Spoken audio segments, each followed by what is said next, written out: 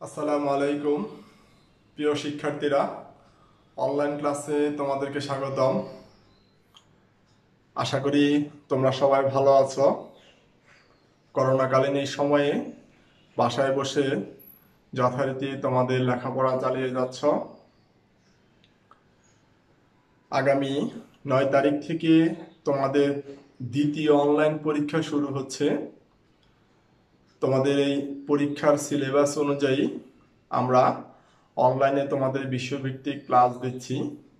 তারই ধারাবাহিকতায় আজকে আমি সপ্তম শ্রেণীর বাংলাদেশ ও বিশ্ব পরিচয়ের উপরে একটি ক্লাস নিব।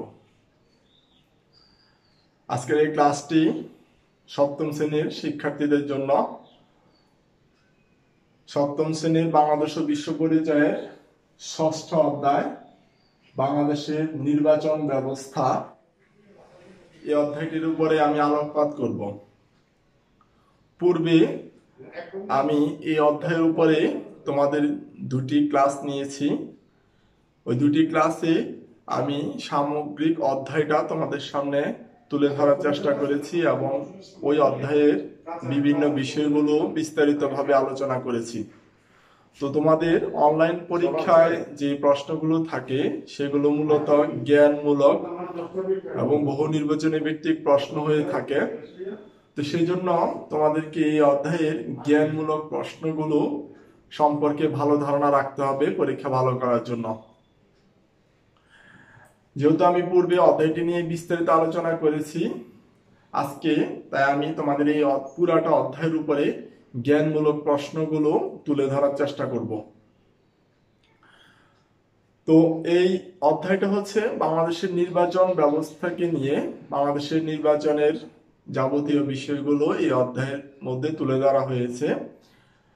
আমরা এই অধ্যায়ের গুরুত্বপূর্ণ কথাগুলো সংক্ষেপে আজকে আলোচনা করব।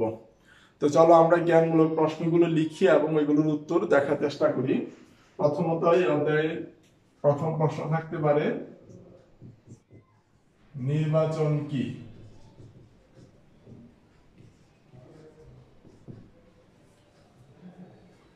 নির্বাচন কি? তোমরা আগেও এগুলো পড়েছো, আগেও বলেছি নির্বাচন হচ্ছে এমন একটি প্রক্রিয়া যার মাধ্যমে জনগণ তাদের প্রতিনিধিকে বাছাই করে। আমরা সংক্ষেপ উত্তরটা কিভাবে লিখব? নির্বাচন হলো, এটার উত্তর হচ্ছে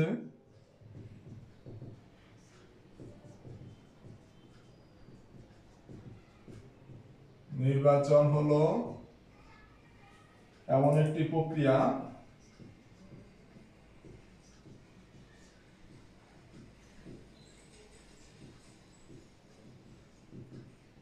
নির্বাচন হচ্ছে এমন একটি প্রক্রিয়া যার মাধ্যমে দেশের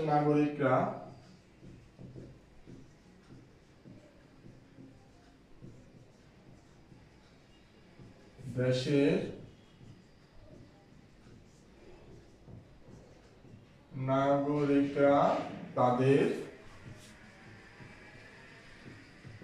প্রতিনিধি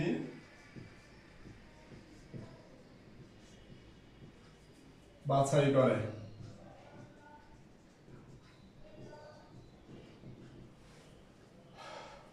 আরো সংক্ষেপে যদি বলি, নির্বাচন হচ্ছে প্রতিনিধি বাছাইয়ের একটি প্রক্রিয়া। এই প্রশ্নগুলো তোমরা সৃজনশীল প্রশ্নের জ্ঞানমূলক অংশ পাবে। তাহলে নির্বাচন হচ্ছে প্রতিনিধি বাছাইয়ের একটি প্রক্রিয়া। দ্বিতীয় প্রশ্ন, নির্বাচন কোন ধরনের প্রক্রিয়া?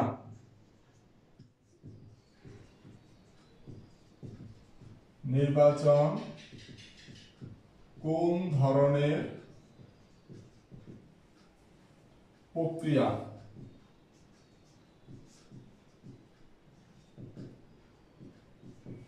উত্তর হচ্ছে সাংবিধানিক প্রক্রিয়া।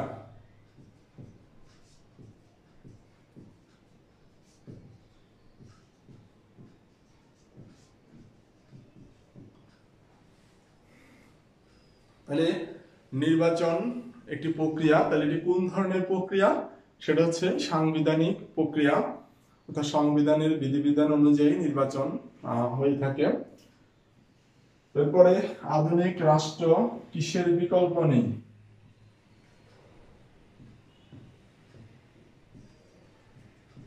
আধুনিক রাষ্ট্রে কিসের বিকল্প নেই?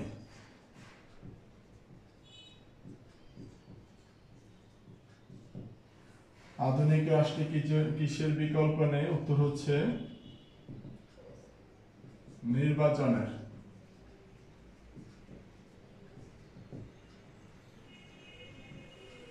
এরপরে প্রচলিত শাসন ব্যবস্থার মধ্যে কোনটি সর্বোত্তম?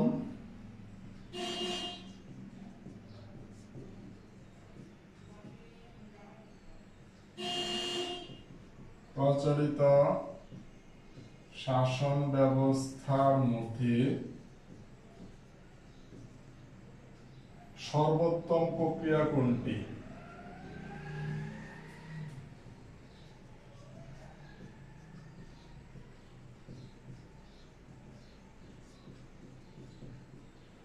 উত্তর হচ্ছে গণতন্ত্র।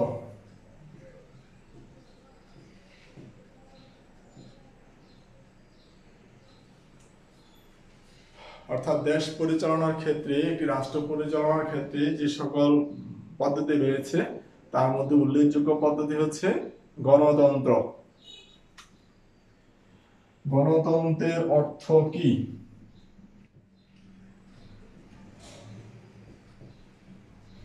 গণতন্ত্রের অর্থ কি? এটার উত্তর হচ্ছে গণতন্ত্রের অর্থ হচ্ছে জনগণের শাসন।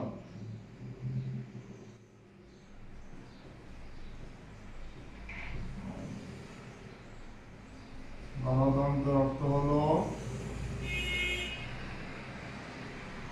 জনগণের শাসন। এরপর আমরা নির্বাচনের পদ্ধতি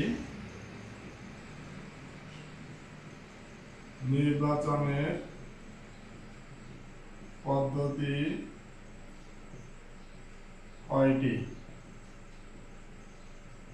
উত্তর হচ্ছে দুইটি। নির্বাচনের পদ্ধতি হচ্ছে দুইটি। বাংলাদেশের জাতীয় সংসদ সদস্যরা, আচ্ছা শিক্ষার্থী বন্ধুরা, আমি আরো কয়েকটা প্রশ্ন লিখবো, লক্ষ্য করো যে প্রশ্নগুলো লিখেছি সেগুলো একটু পুনরাবৃত্তি করি তোমাদের জন্য।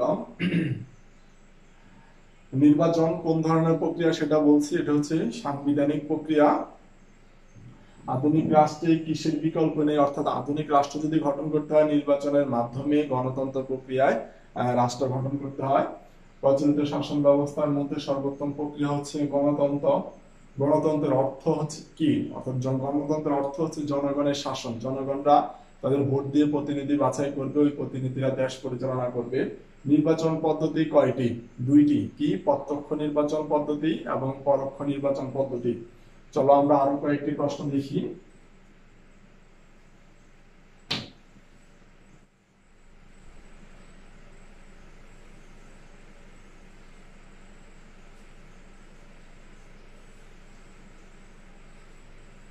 নির্বাচনের পদ্ধতির পর আমরা দেখব বাংলাদেশের জাতীয় সংসদের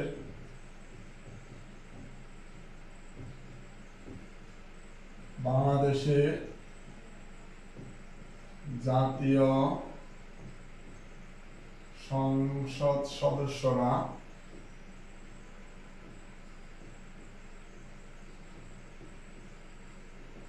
কোন পদ্ধতিতে নির্বাচিত হন?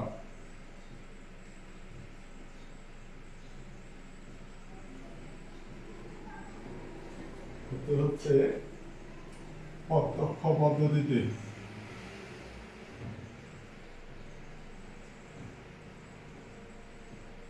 প্রত্যক্ষ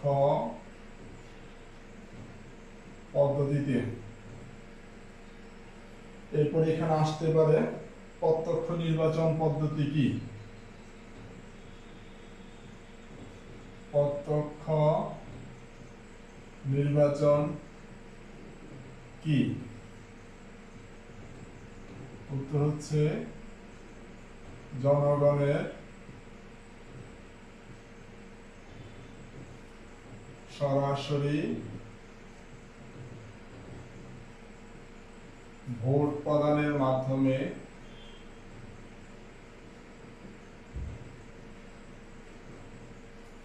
প্রতিনিধি নির্বাচন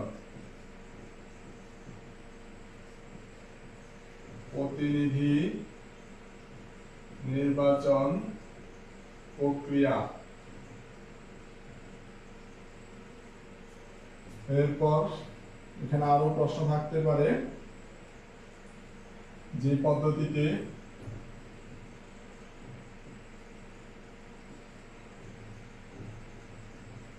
নাগরিকরা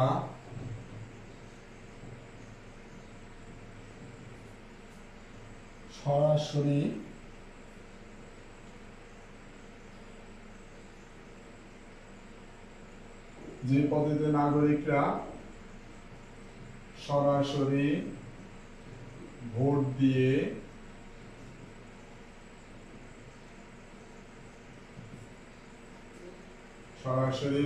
দিয়ে প্রতিনিধি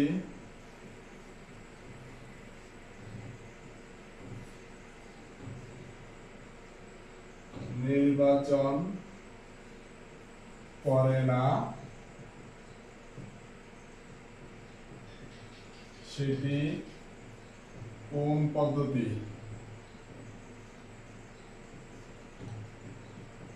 উত্তর হচ্ছে পরোক্ষ পদ্ধতি।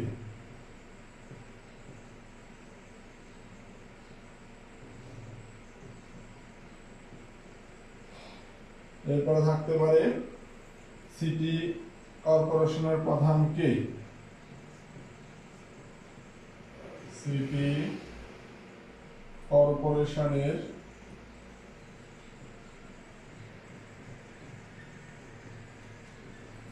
প্রধান কে?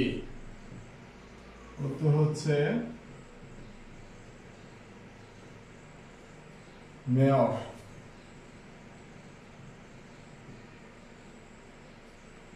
প্রতিনিধি নির্বাচনের উত্তম উপায় কোনটি? প্রতিনিধি নির্বাচনের উত্তম উপায় কোনটি?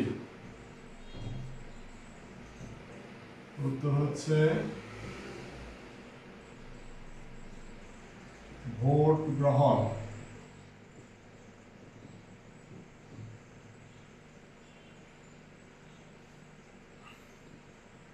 আরো এখানে প্রশ্ন থাকতে পারে রাষ্ট্রপতি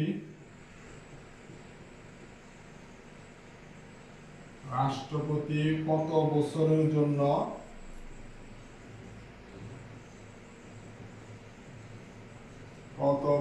জন্য নির্বাচিত হন? উত্তর হচ্ছে 5 বছরের জন্য।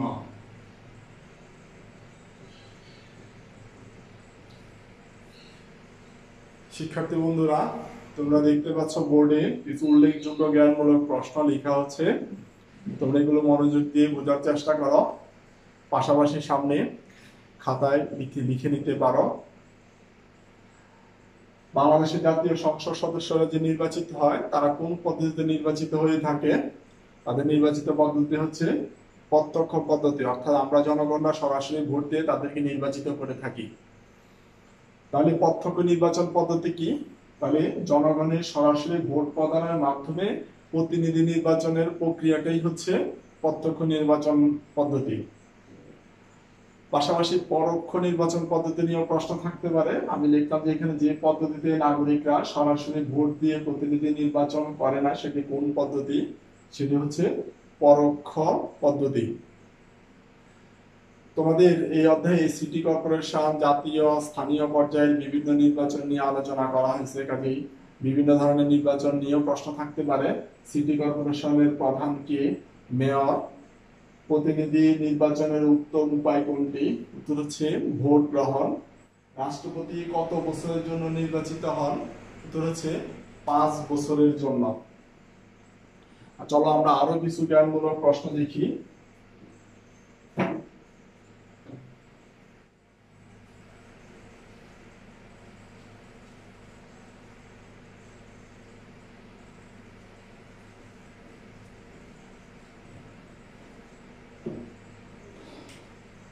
এখানে থাকতে পারে প্রতিটি উপজেলায়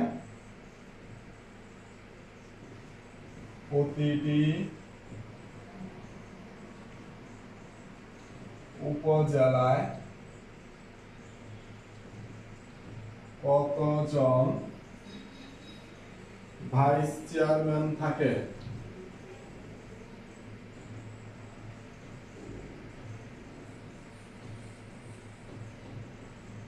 ভাইস চেয়ারম্যান থাকে, উত্তর হচ্ছে 2 জন।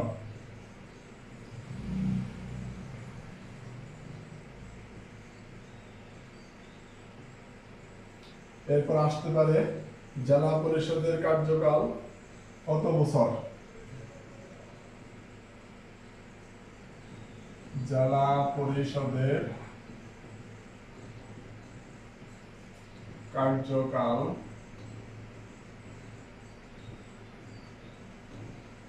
কত বছর? উত্তর হচ্ছে 5 বছর।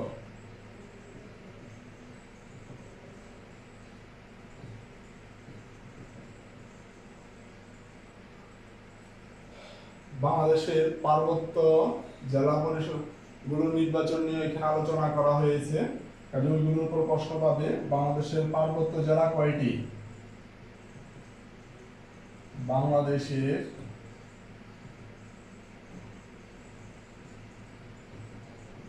পার্বত্য জেলা কয়টি? উত্তর হচ্ছে 3টি।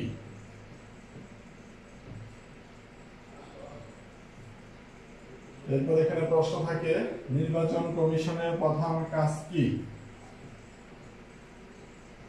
নির্বাচন কমিশনের প্রধান কাজ কি? উত্তর হচ্ছে স্থানীয় ও জাতীয় পর্যায়ে বিভিন্ন নির্বাচনের ব্যবস্থা করা।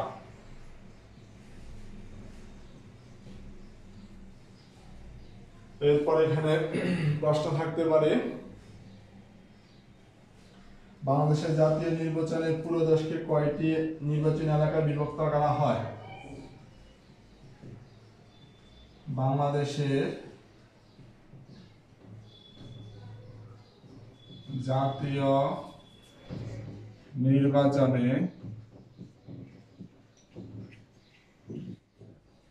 পুরো দেশকে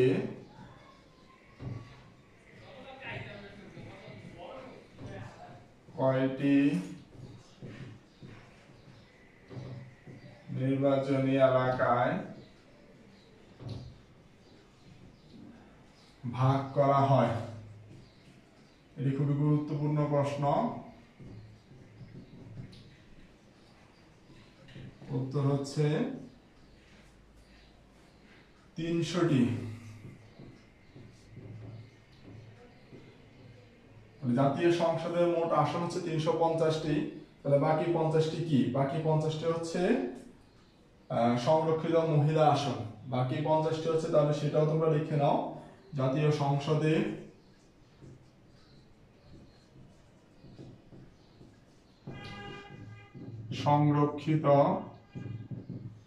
সংরক্ষিত মহিলা আসন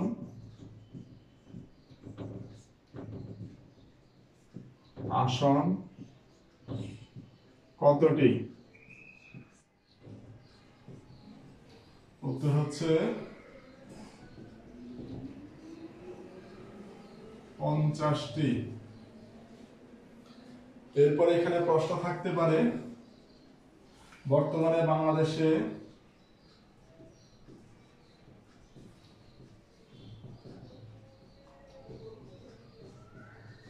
কতটি সিটি কর্পোরেশন রয়েছে?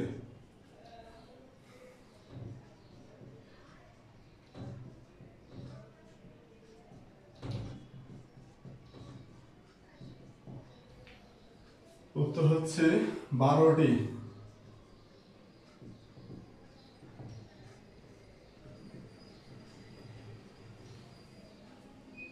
প্রিয় শিক্ষার্থীরা, বোর্ডে লিখিত প্রশ্নগুলো লক্ষ্য করো যে প্রতিটি উপজেলায় কতজন ভাইস চেয়ারম্যান থাকে? উত্তর হচ্ছে 2 জন। জেলা পরিষদের কার্যকাল কত বছর? 5 বছর।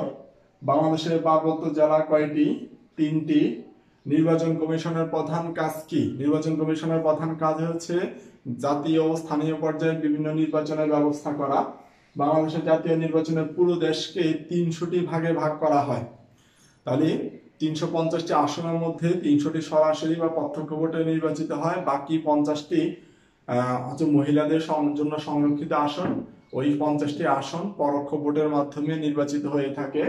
তাহলে জাতীয় সংসদে সংরক্ষিত মহিলা আসন হচ্ছে 50টি। বর্তমানে বাংলাদেশে কতটি সিটি কর্পোরেশন রয়েছে? উত্তর হচ্ছে 12টি।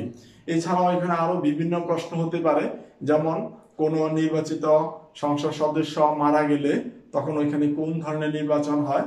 উত্তর হচ্ছে উপনির্বাচন। এভাবে প্রিয় শিক্ষার্থীরা, তোমরা তোমাদের পাঠ্য বইটি ভালো করে পড়লে আরো অনেক জ্ঞানমূলক প্রশ্ন এখানে পাবে।